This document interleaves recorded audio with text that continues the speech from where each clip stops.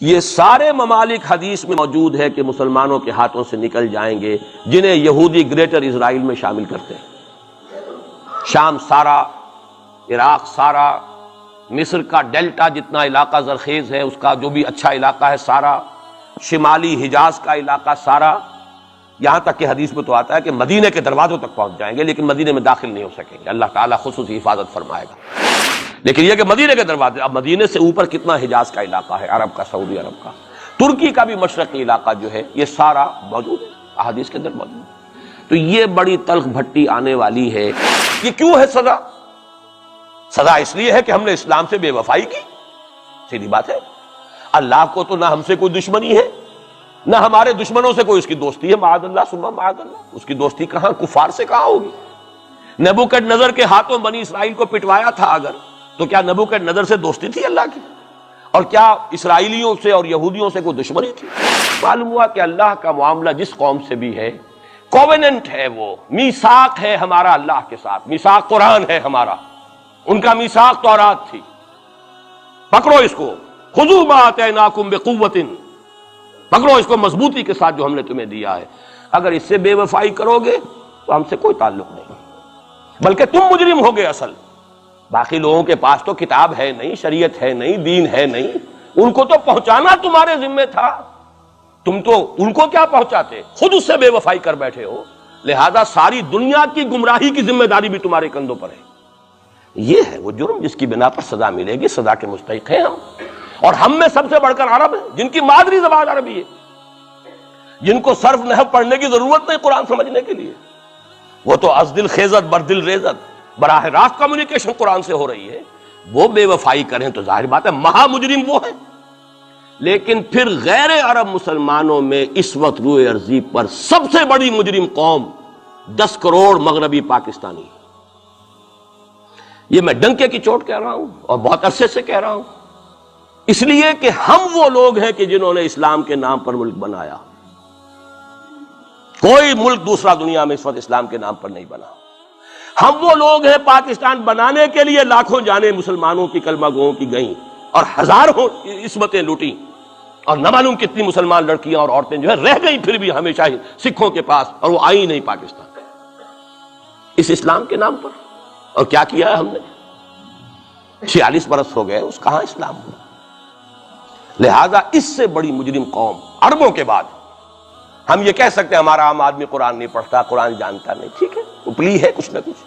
اس اعتبار سے ان کے بعد نمبر ہمارا ہے، لیکن باقی پوری دنیا کے مسلمانوں سے بڑھ کر مجرم ہیں۔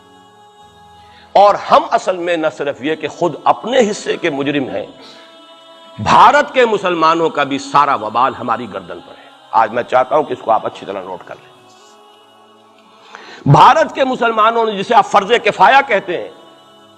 نماز جنازہ فرض کفایہ، چند لوگوں نے بھی کسی مسلمان کی نماز پڑھ لی تو سب کی طرف سے ادا ہوگی، کسی نے بھی نہیں پڑھی تو سب مجرم ہو جائیں گے، بستی کے سب لوگ مجرم ہوں گے۔ بھارت کے مسلمانوں نے فرض کفایہ ادا کیا جب پاکستان بنوا دیا آپ کو، اور اس کی قیمت آج بھی وہ دے رہے ہیں، کھلے نعرے لگ رہے ہیں، مسلمان کے 2 استھان، پاکستان یا قبرستان، تیسرا کوئی جگہ نہیں۔ ڈنکے کی چوٹ کہا بابری مسجد کے بعد LK اڈوانی نے، ہم ساری مسجدیں گرا دیں گے ہندوستان کی، کوئی مسجد باقی نہیں چھوڑے۔ ڈنکے کی چوٹ، اعلانیہ، یہ سب کچھ ہو رہا، اور یہ نعرے تو نامعلوم کب سے لگ رہے ہیں، اور نامعلوم کب سے میں یہاں ان مسجدوں کے اندر بھی اور اپنی تقریروں میں وارن کرتا رہا کہ کیا وہاں ہو رہا، لیکن ہمارے تو کان پر جوں نہیں ریگتی،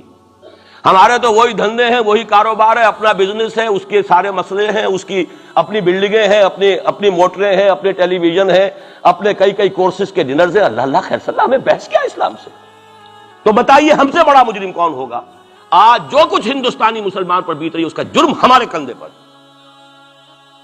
یہ میں جذباتی انداز میں نہیں کہہ رہا، میں تو 2 اور 2 4 کی طرح ثابت کر سکتا ہوں۔ انہوں نے فرض کفایہ ادا کر دیا، اور اس وقت یاد کیجئے مولانا ابوالکلام آزاد، مولانا مدنی، جمعیت علماء ہند کے علماء اپنے تقدس اور اپنے تدین اور اپنے تقوی کے اعتبار سے انکویسچنیبل، کوئی شک و شبہ نہیں ہو سکتا ان کی نیت پر اور ان کے تقوی پر اور کردار پر، انہوں نے کیا کہا تھا؟ یہی کہا تھا کہ یہ پاکستان بنا کر تم مسلمانان ہند کو 3 حصوں میں تقسیم کر دو گے۔ 3 میں کہا تھا، 2 میں نہیں، 3 میں، حالانکہ بظاہر تو ایک پاکستان بن رہا تھا نا، لیکن یہ مولانا ابوالکلام آزاد کے الفاظ تھے کہ 25 برس سے زیادہ یہ دو خطے یکجا نہیں رہ سکتے، اور 25 برس کیا 24.25 برس میں ٹوٹ گیا پاکستان، 25 برس پورے نہیں ہوئے، اور ان کے الفاظ تھے یہ کہ 25 برس سے زائد جمع نہیں رہ سکتے، 24.25 برس میں ختم ہو گیا، 16 دسمبر 1971 کو پاکستان ختم ہو گیا کہ نہیں ہو 71 کو۔ بہرحال نوٹ کرنے کی بات ہے، انہوں نے ہم نے کیا کہا تھا، میں بھی مسلم لیگی تھا، میں نے بھی نعرے لگائے ہیں، چاہے غیر شعوری دور تھا، ہائی اسکول اسٹوڈنٹ تھا، پاکستان کا مطلب کیا، لا الہ الا اللہ، فلک شگاف نعرے لگائے ہیں، اور نوائے وقت کا پرچہ انتظار کرتے تھے اسٹیشن پر کھڑے ہو کر، حصار ریلوے اسٹیشن کے اوپر، کہ اب گاڑی آئی اور اب نوائے وقت لیا اور پھیل گئے پورے شہر میں اس کو پہنچانے کے لیے۔ ہم کیا کہا کرتے تھے، جی نہیں، دو طرف سے پاکستان جو ہے مضبوط پاکستان ہوگا، ہندوستان میں کسی ہندو کو جرت ہوگی مسلمان کے لیے کوئی میلی نگاہ سے دیکھنا بھی؟ وہ سارے خواب کہاں گئے؟ جو ہمارا حال ہے وہ تو ہونا ہی تھا، یہ ملک بنا اسلام کے نام پر، اس کا استحکام ہو سکتا تھا تو صرف اسلام کی بنیاد پر ہو سکتا تھا، اسلام سے غداری کی، لہذا یہاں تو اب قومیتیں ہیں، یہاں تو اب ایتھنک اور ریجنل اور نہ معلوم کس کس قسم کی اور لنگوسٹک جو ہے نیشنلٹیز ہیں، نیشنلزمز ہیں، وہ جو ایک امت ایک وقت میں بن گئی تھی، ایک قوم، مسلم قوم ہندو کے مقابلے کے لیے، وہ تو ختم ہوئی۔ اور حال کیا ہو گیا ہے، اس سے پہلے بھی کبھی کبھی ہندو مسلم فسادات ہوتے تھے، کیا سندھ سے مسلمان نہیں پہنچ جاتا تھا وہاں ریلیف کے لیے؟ کیا پنجاب سے اور سرحد سے مسلمان نہیں جاتے تھے، بہار نہیں گئے تھے؟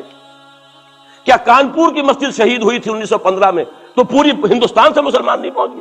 آپ کیا کر رہے ہیں، مندر گرا دیے، یہاں بڑی بہادری کا کام کیا، مندر گرا دیے، شرم سے ڈوب مرنے کا مقام ہے، یہاں بھی گویا کہ ہم اپنے عمل سے اسلام کی مخالفت کر رہے ہیں، اسلام تو اجازت نہیں دیتا،